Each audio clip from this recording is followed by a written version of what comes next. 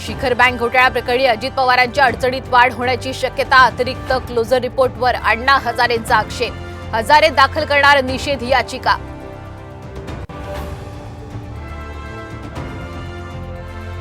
मराठा आंदोलनाच्या नावाखाली 100 कोटी उकळल्याचा जरांगेंना संशय, मंत्री शंभूराज देसाईंकडे चौकशीची मागणी.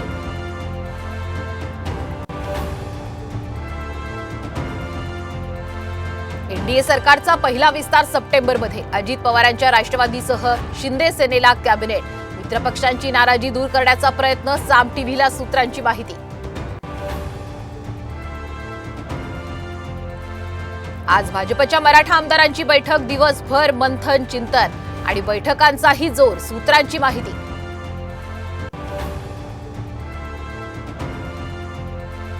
पुढील 4 महिन्यात सरकार बदलणार, शरद पवार यांचा पुनरुच्चार. तर उद्धव ठाकरे पुन्हा मुख्यमंत्री होणार, संजय राऊतांना विश्वास.